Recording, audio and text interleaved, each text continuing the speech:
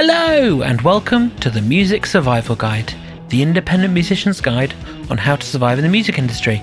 My name is Phil, a mixing engineer. Hope you're doing wonderfully well out there in podcast land. It is a wonderful September and I'm much happier. No, it's grey.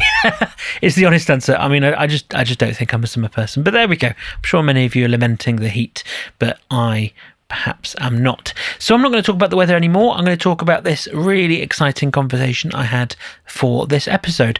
I'm chatting with Marc, who's the guitarist and singer of Let Man Loose, about a pretty crazy story of how an email led to supporting Queens of the Stone Age at their festival, because that's how these things work. It's a really cool story. It's a bit mad, and I'm not going to ruin it by saying any more. I'm just going to say on with the interview. So, today on the podcast, I am joined by Marc of Let Man Loose. Marc, how are you? I'm not too bad, thank you. Is it a Wednesday? Yeah. It is? Hump day. Yeah, it is Wednesday, isn't it? Wow, yeah. I don't have the hump, so it's all good. Well, that's good. Good. Going to be a good mood for this one. That's helpful, I guess. As always, I've got a question from an online random question generator to ask you first. So, my first question for you is, have you ever saved someone's life? I don't think I have, to be honest. I'm 33, I should really get a move on with that. I don't think I have either, so... I have a bit of a superhero complex, or I used to have a bit of a superhero complex, but I've never been able to put it into practice, apparently. Never mind. I mean, I am still time. I am first aid trained, so I guess I'm ready and primed to save someone's life. But the worst thing I've ever done is given someone a plaster. So it's not. It wasn't put to waste, I guess. So perfect. Exactly. I think it's a great use of everyone's time and money. So the last time you appeared on the podcast, because it has to be said, you are actually the first person to return to the podcast. Wow. That's never happened before. And for good reason. You will all, listeners, you will all hear the story that is to come. But the last time you appeared on the podcast, I checked, it was April 2020, which was quite a time, just into the pandemic. So what have you been up to personally and as a band since then, in the last 5 years? Wow. I mean, life's changed a lot in that time, hasn't it?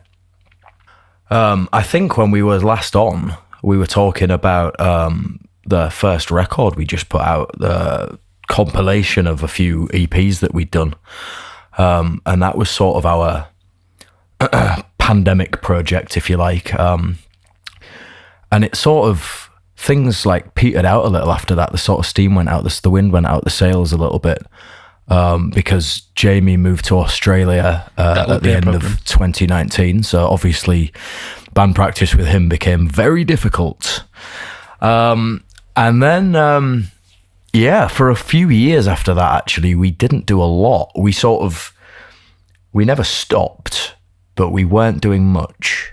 You were just sort of around. Just around, the odd band practice. I'm sure I saw you kind of occasionally do a gig and stuff like that, so you weren't completely gone, as it were. Yeah, I think we did a few just after the pandemic when we were allowed to.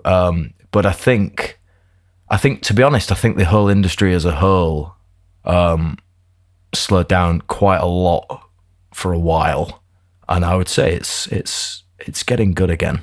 I think it's back to where it was, but only just, if I'm honest. Yes, yeah, there was definitely a lull in 2021 and 2, and we noticed that, and I think that didn't help. That didn't help with our motivation, perhaps. That's fair. I mean, there's a lot of bands that didn't make it out of the pandemic, so that is very true. You've done better than a lot of people, so there is that. You still exist. Yeah, you have to remember, like, people's priorities changed a lot during and after that, so it's no surprise that bands sort of didn't make it out the end of it.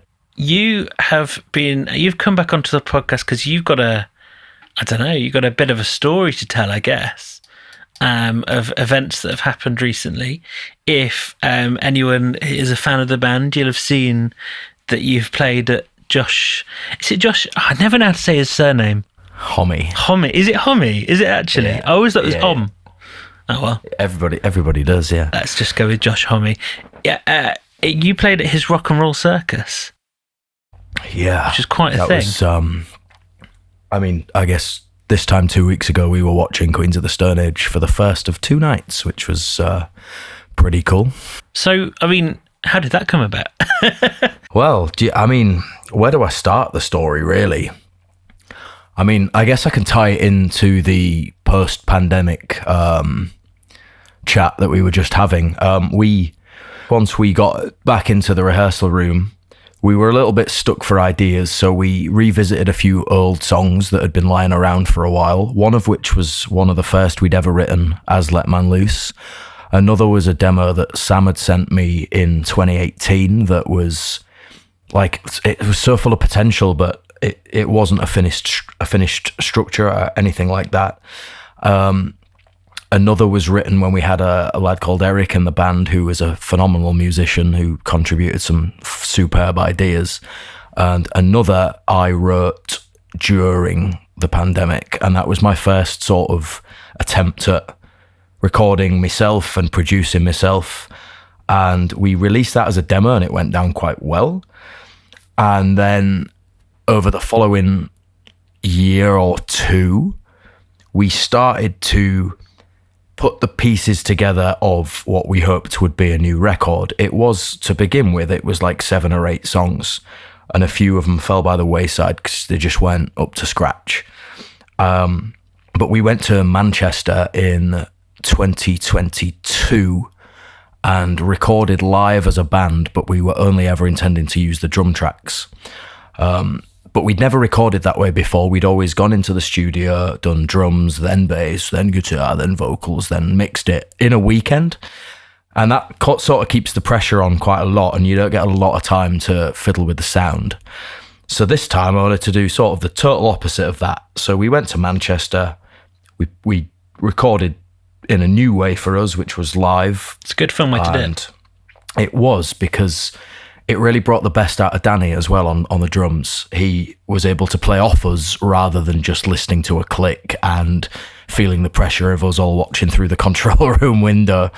And so we took the drum tracks, and then I'd moved into a new apartment later that year and sort of set myself up where I'm sat now with. It's a very rudimentary home studio, if you could even call it that, but it's got enough that you can record, and we just DI'd a lot.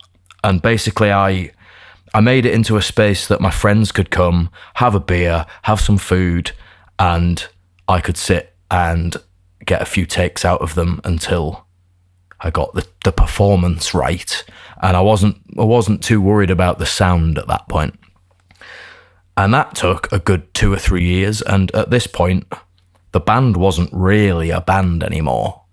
I sort of came to see it as a bit of a desert sessions where all my talented mates, I mean, the city of Hull has got a wonderful bunch of musicians in it.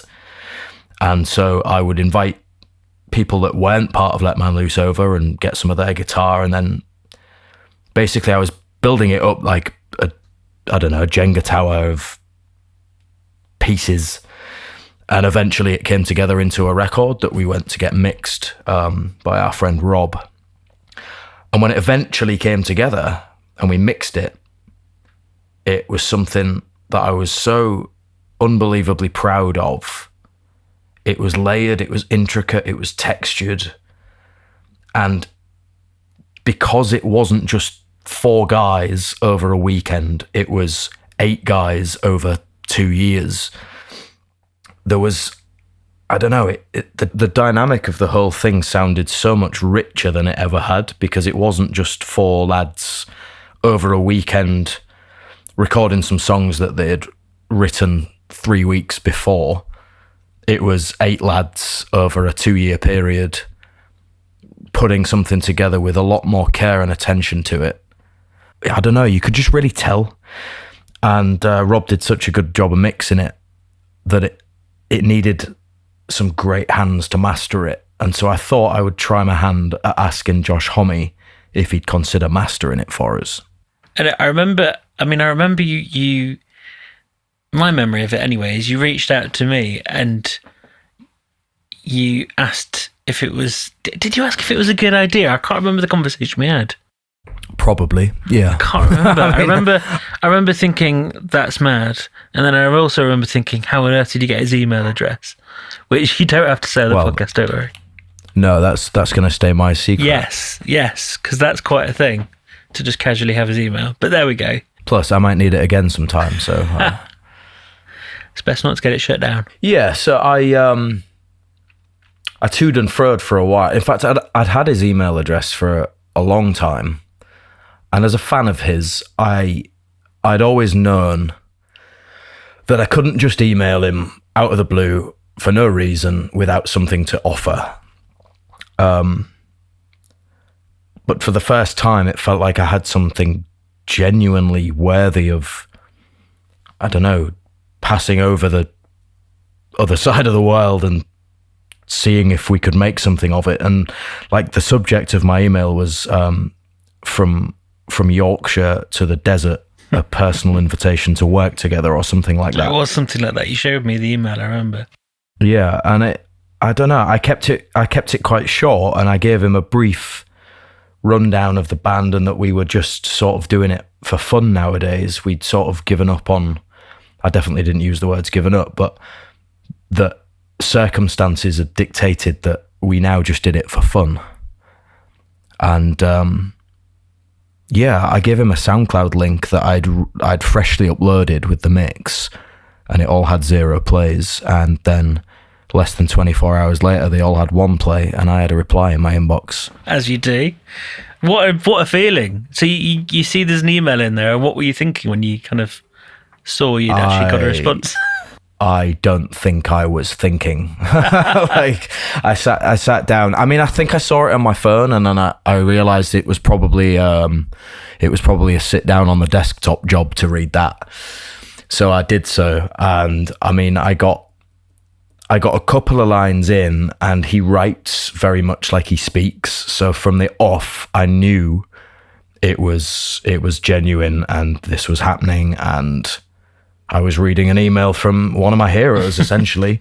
As you do. And then as I got to about halfway through, that's when I started standing up and hyperventilating a little bit, and didn't sit down for the next couple of hours while I rang all of the boys and a few other special people in my life. Fair. So what did I remember you told me about the response as well. So am I a special person? I won't say that. So of course. Oh, lovely. So you have this email. What did it say? Illuminate everyone listening. What did it say? I'll give away as much as I like, because it's many people have seen it. I've been too proud of it not to show people and tell people. I mean, how can you not? But what surprised me is that, as I just mentioned, I kept mine really short and sweet, but his was long, considered, kind, everything you could possibly want from a return email from somebody like that. He essentially said that he dug the music, he'd listened to it, the record already sounded rich and full, and that mastering was his least favourite part of making a record, and therefore he appreciated the offer but had to say no. But he quickly made up for that by saying that he could make us an offer of opening for Queens of the Stone Age at 2 dates at Don Valley Bowl in Sheffield. And that's the part that was amazing. A bit of a shock to the system, especially considering there was no live band at that point as well. But I'll tell you what, within 24 hours, there was a live band, including Jamie from Australia, who pretty much booked a flight within the 24 hours, as you would.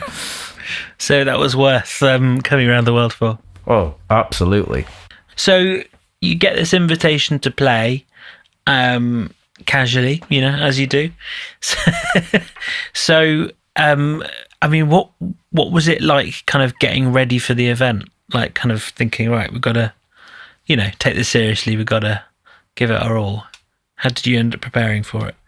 I mean, from the off, it was very clear that we would have to take things like a step further than we ever have before. So that first 24 hours was spent calling the boys, making sure they were interested. Of course they were. And not really planning too much ahead other than, holy this is an unbelievable opportunity. And as a band that does wear their influences on their sleeves, Queens are obviously our biggest. Jamie and I started the band back in 2016, and all we were listening to at that point was Queens. So already we knew, like, this is a once, or as it happens, twice in a lifetime opportunity to do something mega. And from the off, we knew that, like, because everybody's sort of question from the off was like, oh, I wonder what opportunities this will bring you. And my attitude from the off was more like, no, wait, this is the opportunity.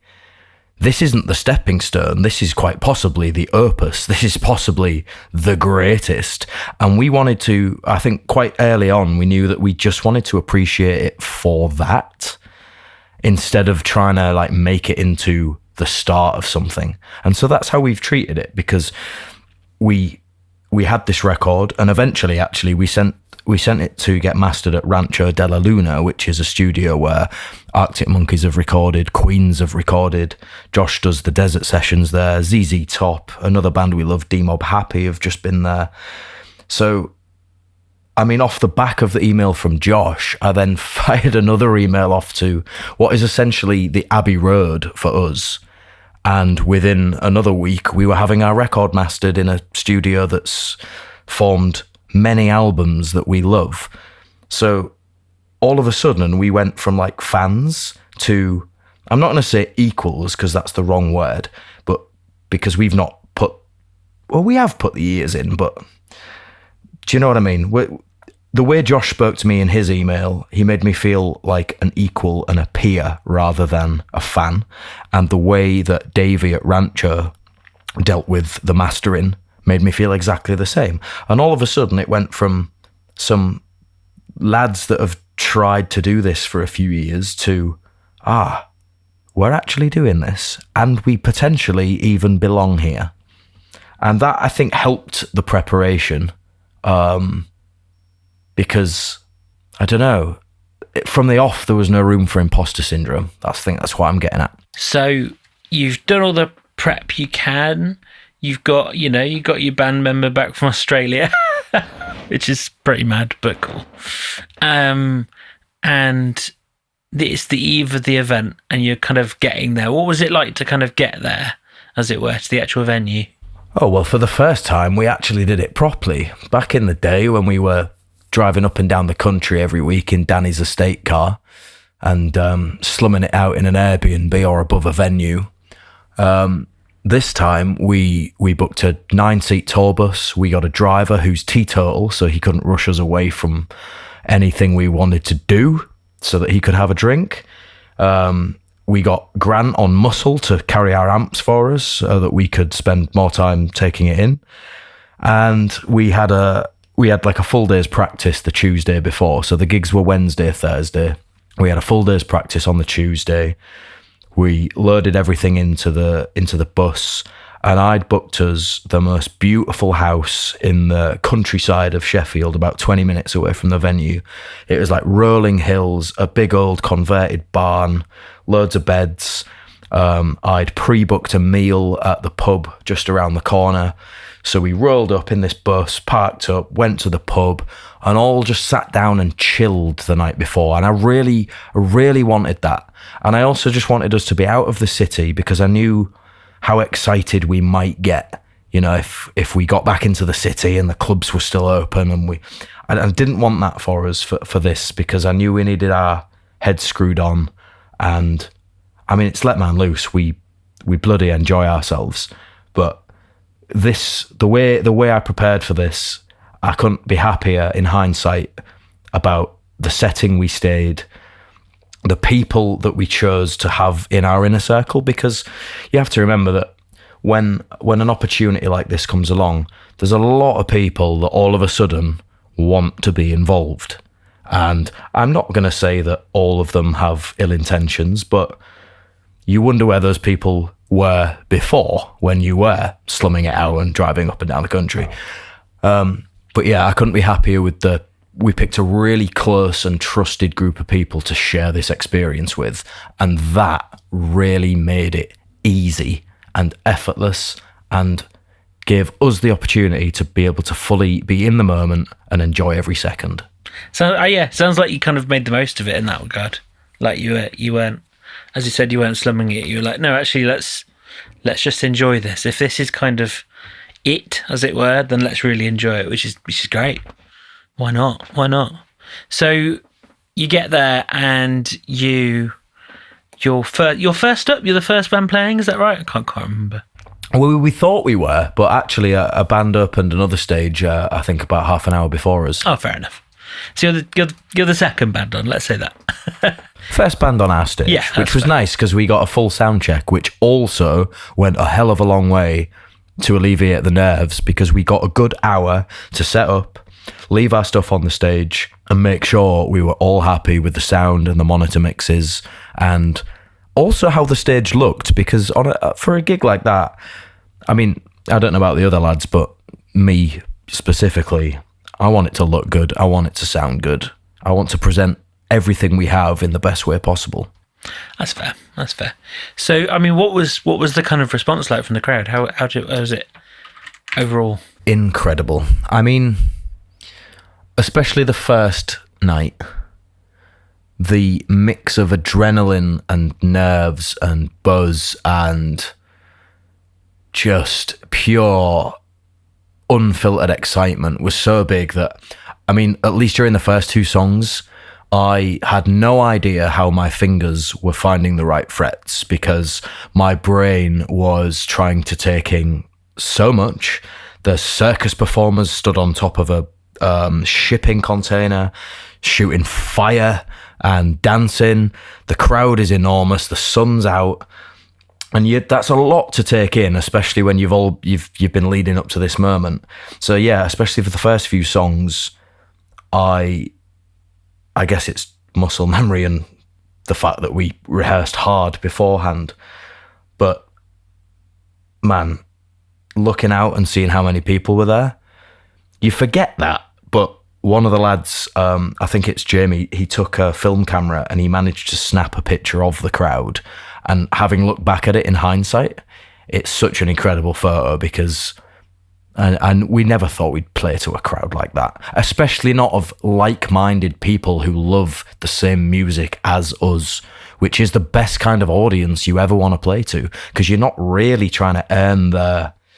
Well, of course you're trying to earn their respect and stuff like that, but you have a head start because of your shared love and passions for the other bands on the lineup too. So the reception was phenomenal. Yeah. And then you finish up and then you get to do the whole thing again the next day. Which I think really helped, to be honest, because it meant that, I mean, the first set, we got half an hour and we crammed we were so meticulous about making sure that we weren't going to run over, because we didn't want to upset any organisers, because it's the first time we've done a show to this size. And we pulled it off. We even got a walk-on song and everything. So I was like, yes, this is it. But if we'd come off that first night and that had been it, it's over already, it would have been quite hard to deal with, I think. But not only did we have Queens to watch later that night after Viagra Boys, etc., we knew that we got to go to bed and do it all over again and then watch Queens again. I mean, I've got to ask the question, did you get to meet Josh? Excellent. And what was that like? So, the funny thing is, when we'd been to the pub the night before the first show, a few of us stayed up, a few of us went to bed. I stayed up pretty late, and I got into bed and read my emails, and Queen's production manager had emailed me at about midnight, inviting us to their hotel the night after the first show. So this was not just us, it was all the bands and crew that were involved. And that was quite crazy because everyone else was asleep. So I had another, I mean, I tell you what, Phil, I've really fallen back in love with the medium of email this year because I've had a few bloody great ones, and that was another one.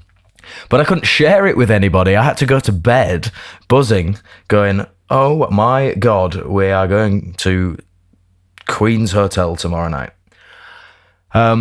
So with that in mind, we turned up on the Wednesday, and after we'd finished our set, I was chatting to my friend Joe by the stage, and I got a phone call, and it was Danny.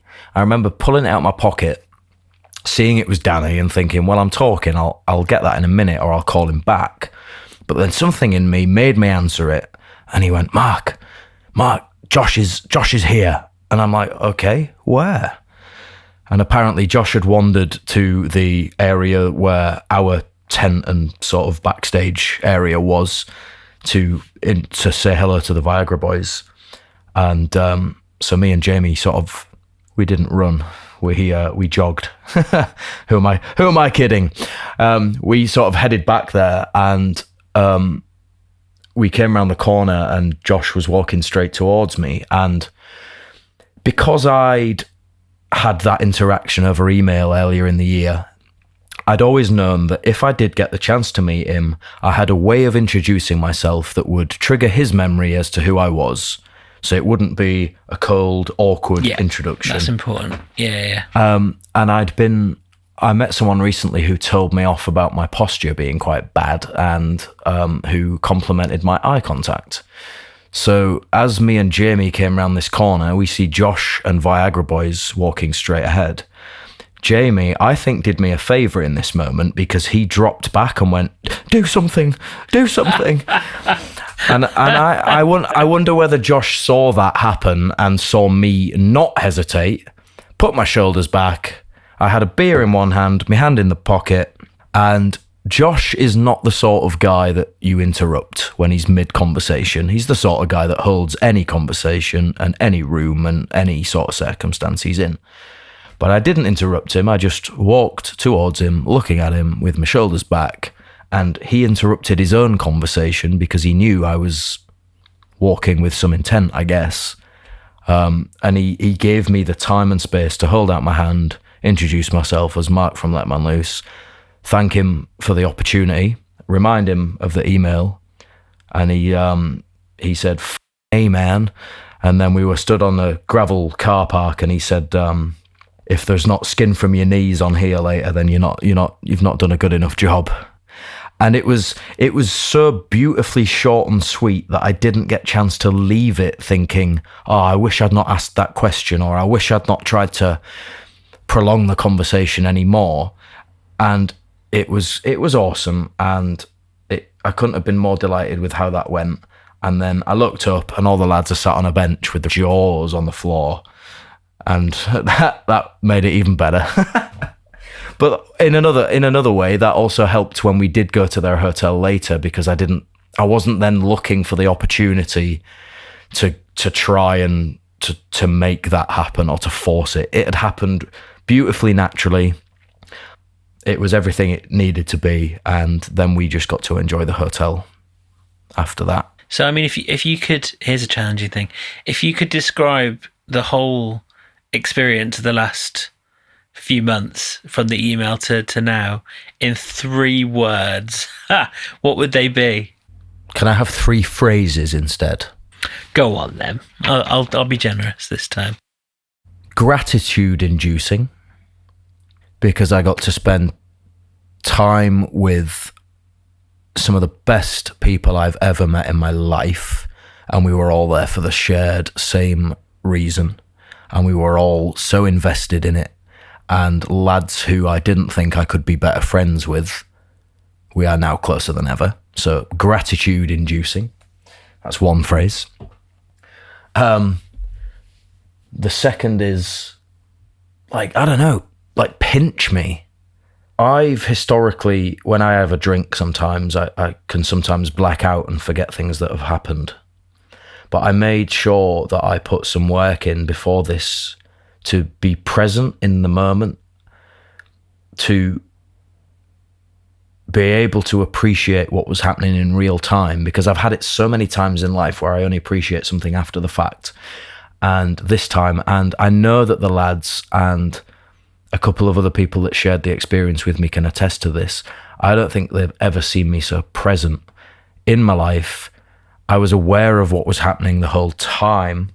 I don't mean that I was like not paralytic drunk. What I mean is I was feeling everything. So that, I mean, there were tears, but there were happy tears, and there were the biggest laughs you've ever had. And when I say pinch me, what I mean is that just happened, and we all get to remember that for the rest of our lives, and that is pretty special. Fair. Can't argue with and that. Now I'm going to need a third phrase or sound If you've bite. run out and 2 is all you got, then 2 is all you got, and that's fine. No. I'm not a quitter. I'm not gonna give up there. In fact, I know what the third is. The third, and I can't think of the word that I need, but it is like the knowledge that every piece of hard work we ever put in, all them gigs where nobody was there, and we knew that we had something about the band where the music was good, the camaraderie between the boys was good, and it was worth watching. To know that everybody else might finally have clocked on to that, who was there and got to share that experience with us, that is probably the most meaningful thing, because I've known that for a long time. I've worked hard at this band for a long time, and there were times where I wondered whether it was still worth it, and there is nothing in the world that could have made it more worth it than the last 6 months of our lives. And if that's the last thing we ever do, I could never, ever be disappointed with that, because the way I feel is that we've completed music now. Everything from here is a bonus. Whatever we do, we can do for the joy of it, and we don't have anything to prove anymore. And that is a really special feeling. I mean, I was going to ask what's next for the band, but I guess that's a bit of an unknown then. It is unknown, and that is a question that a lot of people have asked me, whether it's family or colleagues or friends. And even during or in the immediate aftermath of these gigs, I came to the realization that it's not necessarily about what's next for the band, it's about what's next for me. And I don't mean that from an ego point of view. I mean that maybe there is a part of it that was of me always trying to prove something, you know? And now that weight has come off my shoulders, I feel so free now to think about what I want to do next with my life. And some avenues have opened up lately that I really want to go after and see what happens. And the joy of it is that the technology we have these days, we can still make music.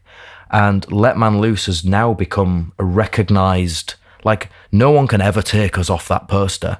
No one can ever say that didn't happen. So now we have that, what's the word for it? That recognition? Yeah. There's a recognition there that we were good enough to share the bill with some incredible bands. And that just means that the name Let Man Loose can live as a vessel for our music for however long we want. And it stopped becoming about making it a long time ago, and it became about having some legacy of music. Like, for me, one of the most rewarding things is going on Artists for Spotify or Apple Music for Artists and seeing that someone in Poland or Germany or Hungary or Russia or New Zealand listened this week. And I'm like, that is cool. And if we can keep that going now that we've put a bit of like meat on the snowball, or snow on the snowball, I guess, that we can continue to make and release music. And who knows, maybe we'll write another record that we're that proud of that I feel the need to email Josh again. And we'll do it all again in 5 years. Who knows? It's a laudable goal. Laudable goal. So there you are. I mean, if anyone listening wants to know how they can have a similar experience, I guess the secret is find the right email address. Yeah, and grow some balls and actually send it. Yes, that's very true. That's very true. I'm still mega curious how you got that email address. Ain't telling you. I know, and that's fine. You'll just have to all guess and find your own way, I guess. No, to be honest, Phil, it was really easy. It was just josh.homme@aol.com. AOL, wow. I had an AOL account when I was growing up. I just guessed. I kept firing them off. Yeah, well, yeah. Fair yeah. enough. Well, there you are. So that's how to find any email address. Just first name dot last name. He's much wiser than that. Josh.homme1. Yeah. Oh yes. At AOL.com. Yeah. That's the secret. Yeah. You've got to try all these things, listeners. You've got to try all these things. Wow. Well, Mark, what a cool story. Thanks, man. I know. I can't believe it's me that gets to tell this one. You know. Yeah. I mean, I think probably the best way to end this is to play one of the songs from the record. So at the end of the podcast. So which song do you want to play? And we can whack it on. I'm going to go with Per Vertigo because it was the hardest to write by far. It was definitely the most ambitious song we've ever tried to stitch together. It's the one that I mentioned Sam sent me a demo of back in 2018.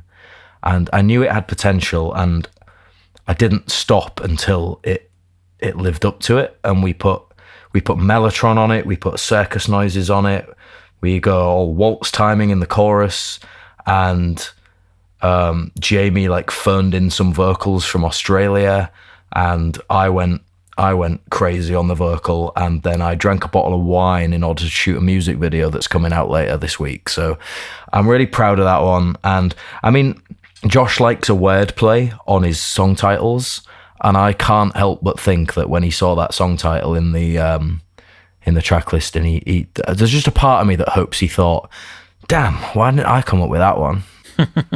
Wow. Well, there you go. This is Let Man Loose with Per Vertigo. Mark, thanks for talking. Thanks for having me.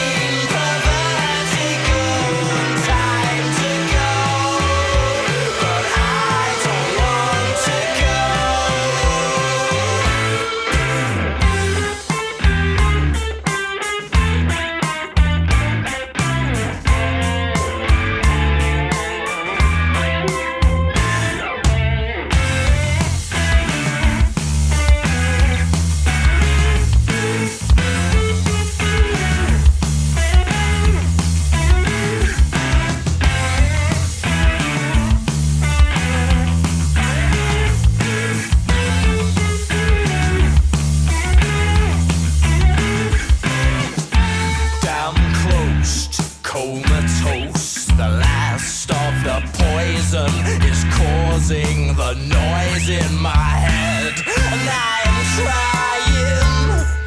But how can I wake up and smell the toffee apple